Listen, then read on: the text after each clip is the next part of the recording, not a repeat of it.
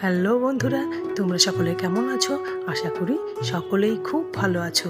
নিপাস daily লাইফে তোমাদের অনেক অনেক স্বাগত। আজ শুক্রবার আর এখন বেলা 11:30 বাজে। আমি এই সময় থেকে আমার ব্লগটি শুরু করছি। আজ দিদিভাই বাড়িতে চলে যাবে দুপুর 1:30টার ভলভোতে। তো আমাদের বাড়ি থেকে 12:15 থেকে 12:30টার সময় রওনা দিলেই হবে। তাই জন্য তাড়াতাড়ি করে খেতে দিয়ে দিলাম। আর যেহেতু অনেকটা রাস্তা জার্নি করবে, তাই জন্য খুব হালকা পাতলা রান্না করেছি। আজ করেছি টমেটো পেঁয়াজ দিয়ে পাতলা মসুরের ডাল, আলু সেদ্ধ মাখা, বেগুন ভাজা আর মাছ ভাজা। তবে দিদিভাই একা বাড়িতে যাচ্ছে না, সঙ্গে যাচ্ছে ছোটো মা আর বুড়িদি, মানে আমার কাকি শাশুড়ি আর কাকি শাশুড়ির মেয়ে। বুড়িদিও কলকাতাতেই থাকে, সাথে ছোটো মাকে নিয়ে যাচ্ছে। ছোটো মা কটা দিনের জন্য ঘুরে আসবে, ভাল লাগবে ছোটো মার ঘুরে এলে। তোমার শাড়িটা তো সুন্দর লাগছে। কটা শাড়ি নিয়েছো ছোটো মা? কটা শাড়ি নিয়েছো বেড়াতে যাওয়ার জন্য? কোথায় যাবো রে মা? আর আমার তো সব লাল শাড়ি। এইগুলো কিন্তু ব্লগ যাবে। মেয়ের বিয়েতেও তো তাই দিয়েছি আমি। এবারে সবাই রওনা দিচ্ছে, আর আমার মেয়ে পিসির ট্রলিটা অটোতে ভালো করে সেট করে দিচ্ছে। আর এখন 12:15 বেজেও গেছে। আর দেরি করলে না ওদিকে গিয়ে খুব তাড়াহুড়ো লেগে যায়।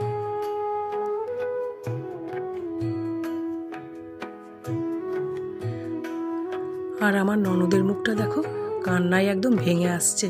এটা হয়, সবাইকারই হয়। মা বাবাদের ছেড়ে আসতে কষ্টই হয়।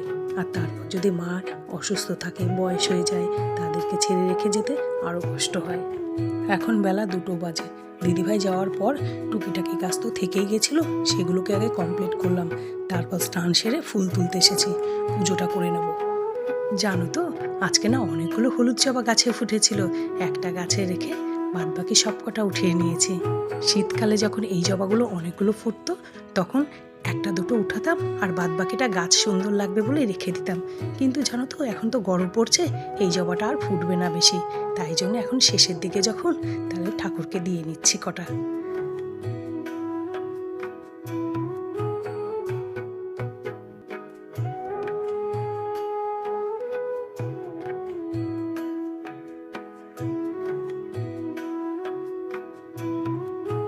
জবাগুলো দেখো, খুব ঠান্ডাতে কত বড় বড় থালার মতন সাইজ হতো, আর এখন সাইজগুলো না ছোট হয়ে যাচ্ছে, গরম পড়ছে তো।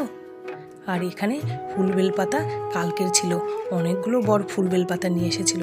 সেখান থেকে আমি কিছুটা গাঁদা ফুল আর বেলপাতা বাঁচিয়ে রেখেছিলাম। এখন দুপুর 3টে বাজে। আমি রেডি হয়ে গেছি। আজ আমাদের 21শে ফেব্রুয়ারি ভাষা দিবস উপলক্ষে ইউথ ক্লাবের মাঠে প্রোগ্রাম আছে, সেখানেই যাচ্ছি।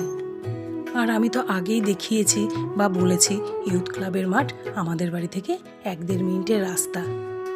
এক্ষুনি পৌঁছে যাব।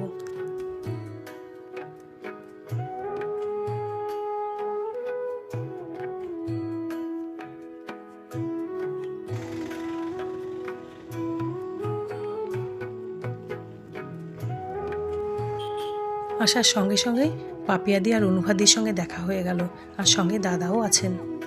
বাদ বাকিরা এখনো পৌঁছায়নি, আসছে, সকলেই রাস্তায় আছে।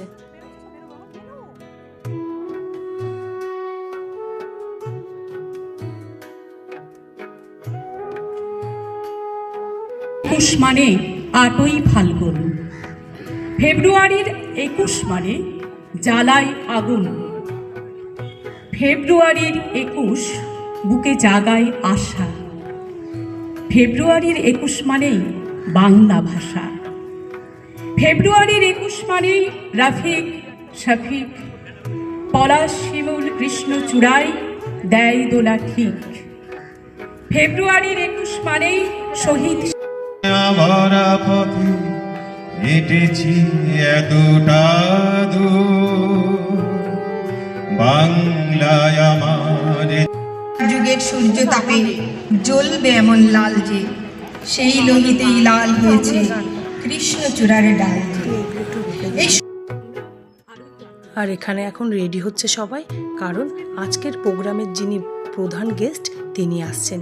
তিনি হলেন বাংলা পক্ষের সাধারণ সম্পাদক গর্গ চক্রবর্তী। উনি আসছেন বর্ধমান থেকে।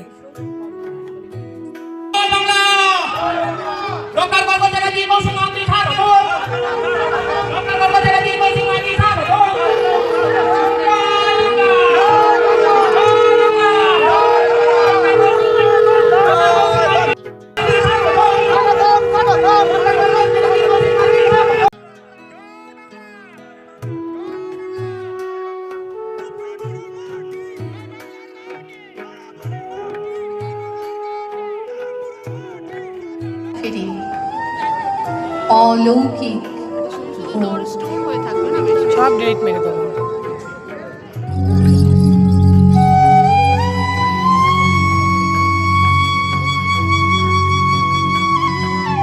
ফেব্রুয়ারির 21